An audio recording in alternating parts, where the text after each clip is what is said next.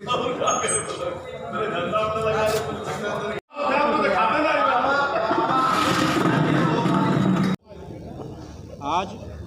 2 फरवरी को बस्ती मंडल की समीक्षा बैठक की गई बहुजन समाज पार्टी के, जिसमें माननीय घनश्याम चंद खरवार पूर्व सांसद जी के द्वारा बैठक की गई। इसमें 2022 की क्या तैयारी बताई गई?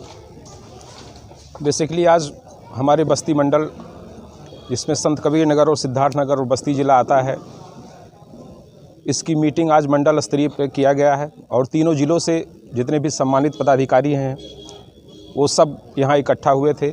माननीय घनश्याम चंद खरवार साहब जो 4-5 मंडलों के हम लोगों के अगुवा हैं, मार्गदर्शक हैं, बहन जी का नेतृत्व में वो चीज़ों को, विचारों को, नीतियों को लाने का काम करते हैं।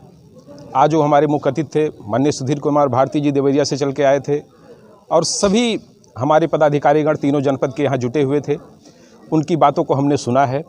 ये बेसिकली आने वाला 2022 में तो विधानसभा चुनाव है ही है, लेकिन वर्तमान में जो लोकतंत्र का सबसे बड़ा उत्सव हमारे त्रिस्तरीय चुनाव आने वाले हैं कुछ ही समय में, जो हमारे सारे लोकतंत्र की बेस का काम करते हैं, उसके चुनाव को मद्देनजर रखते हुए सारे जनपद के सारे सेक्टरों की समीक्षा हुई है और जितने भी प्रत्याशीगण हमारे जो जिला पंचायत में खड़े होंगे या अन्य जिस भी पद पे खड़े होना चाहते हैं, उनके लिए हमारी ये समीक्षा बैठक थी।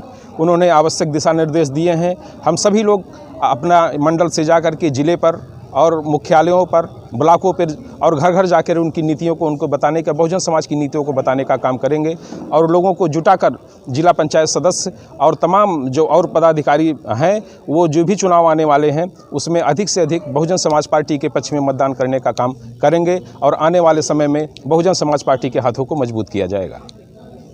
क्या आप जिला पंचायत सदस्य का सैंपल पे चुनाव लड़ाएगी आपकी पार्टी? देखिए, हमारी पार्टी तो लड़ाएगी ही, लेकिन इसके लिए नीति नियंता होते हैं जो नियम बनाते हैं और उसके लिए ऊपर से घोषणा होती है। अगर ऐसा होगा तो निश्चित रूप से हमारी पार्टी पिछले 2-3 पंचवर्षीय योजनाओं में जो है ऐसा करती आई है, पार्टी को घोषित किया जाता है। लेकिन चूंकि हम सत्ता में नहीं हैं, हम नियम नहीं बना सकते। अगर नियम बनाया जाएगा तो उसको फॉलो हमारी पार्टी पूरी तरह से करेगी। अच्छा, दूसरा सवाल हमारा है जी, किसान बिल को लेकर लगातार किसानों द्वारा धरना जारी है, जिसमें 26 जनवरी को हमारे किसानों के ऊपर लाठीचार्ज और मुकदमा दर्ज किया गया। बिल्कुल, इस पर आप क्या कहें? देखिए, ये बहुत बड़ा घृणित काम किया जा रहा है और किसानों जो हमारे देश की, अभी कुछ ही समय पहले आप सभी लोग, हम छोटे छोटे बच्चे थे तो ये कहा जाता था कि किसान प्रधान देश है हमारा देश और किसान पूजा की दृष्टि से देखा जाता है।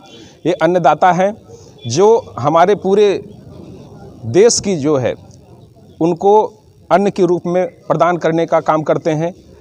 उनके साथ खिलवाड़ किया जा रहा है। उनकी भावनाओं को पिछले 2 महीनों के साथ उनके साथ खिलवाड़ किया जा रहा है। उनकी मांगों को यह सरकार इतनी निरंकुश हो गई है कि उसको लगता है कि हम जैसे भी चाहेंगे, जो भी चाहेंगे वो काम कर जाएंगे।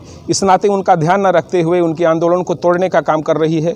और जैसे हमारे अंग्रेज जो हमारे देश में शासन करते थे, 200 सालों तक शासन किया उन्होंने, और उनका मानना था कि हम फूट डाल के इस देश को विभाजित कर देंगे। ऐसे ही घटना हमारी 26 तारीख का जो अभी घटा हुआ है, ये फूट डाल करके, तोड़ के ये सरकार चाहती है कि हमारे अन्नदाताओं को बदनाम करके इनके आंदोलन को ख़त्म किया जाए। 108 या 10 जैसा हमारे विशेषज्ञ लोग बता रहे हैं कि इतने लोगों का देहांत हो गया है। बताइए कि क्या ये ऐसा नॉर्मल जीवन में संभव है कि कोई षड्यंत्र रच के अपनी जान दे देगा क्या? लेकिन सरकार के कान पे जू नहीं रेंग रही है। वो लगातार इस आंदोलन को ख़त्म करके, उनको बदनाम करके और अपना उल्लू सीधा करने का चाह रही है, क्योंकि वो चंद उद्योगपतियों के हाथों में खेलकर इस देश को बर्बाद करना चाहती है। इसी नाते ही सारा षड्यंत्र रच के और ऐसा दुर्भावना फैलाई जा रही है ताकि एक गलत मैसेज जाए और किसान को बदनाम किया जा सके। लेकिन उनकी असलियत हमारे सभी लोग, हमारे किसान भाई, हमारी युवा जान चुके हैं और आने वाले समय में हमें लाठी डंडा लेकर के नहीं, बल्कि वोट की चोट पहुँचा करके देखिएगा कि आने वाले समय में बीजेपी का क्या असर होगा। जो हमारे साथ षड्यंत्र कर रहे हैं वो अपने आप खुद ख़त्म होने का काम करेंगे। सर, जय जवान जय किसान का नारा लगाया जाता था, लेकिन 26 जनवरी को जहां भारतीय संविधान दिवस मनाया जाता है, गणतंत्र दिवस के रूप में मनाया जाता है पूरे देश में, उस समय जवान और किसान आमने सामने थे, जिसमें 2 किसान को गोली भी लग गई है और जिसमें मर भी गए हैं। तो इस पर आप क्या कहेंगे? देखिए, जवान किसान जो भी हैं, हर जवान भी कहीं ना कहीं किसान का ही बेटा है उसको भी उससे सहानुभूति है। लेकिन शासन सत्ता जब आती है तो उनके जो ऊपर के आला अधिकारी होते हैं, जो नेतागण बैठे होते हैं शासन सत्ता में, उनके चीज़ों को पालन करना उनका काम होता है। तो झड़प तो हुई है, लेकिन कोई भी जवान ये नहीं चाहेगा कि किसी किसान को, जो पूरे देश के किसानों के स्वाभिमान और सम्मान के लड़ाई लड़ रहा है पिछले 60 दिनों से, उसके खिलाफ वो नहीं जाना चाहता है। लेकिन चूंकि ऊपर से निर्देश रहा है, इसके नाते कुछ झड़प हुई हैं और आने वाले समय में हमारा किसान निश्चित रूप से अपनी सही दिशा को प्राप्त करेगा। और ये आंदोलन निश्चित रूप से, हमको पूर्ण विश्वास है कि ये आंदोलन अपनी सही दिशा में जा रहा है और आने वाले समय में सरकार इसको वापस लेने का काम करेगी, ऐसा हम विश्वास करते हैं। क्या आपकी सरकार अगर बनती है तो जिसमें किसानों के ऊपर दर्ज मुकदमा सरकार वापस लेगी?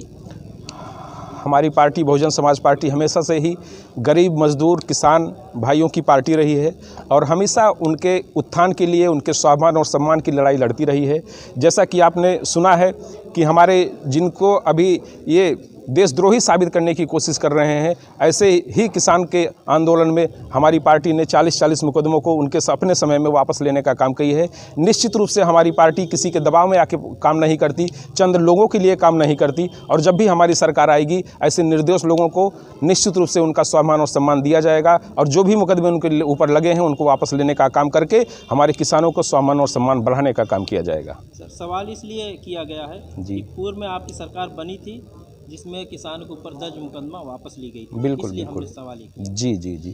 जी, आप ने बहुत अच्छा सवाल किया। और जैसा कि आप बता रहे हैं कि आप वहाँ से होके भी आए हैं, आपने वहाँ के किसानों का दुख और दर्द समझा है। निश्चित रूप से हमारी पार्टी किसानों के साथ, हमारी राष्ट्रीय नेत्री बहन कुमारी मायावती जी का बराबर निर्देश और ट्वीट के माध्यम से पूरे देशवासियों को सब्र के साथ किसानों के पक्ष में रहने का काम किया है। हमारे सभी लोग किसानों के पक्ष में आने का काम किया है और हमारी पार्टी संविधान को बनाने वाली पार्टी है, अहिंसा में विश्वास नहीं करती। इस नाते संवैधानिक तरीके से हम लोग उसका विरोध कर रहे हैं और किसानों के समर्थन में हम अपनी पूरी ताकत झोंकने का काम करेंगे। अच्छा, बहुत बहुत धन्यवाद सर।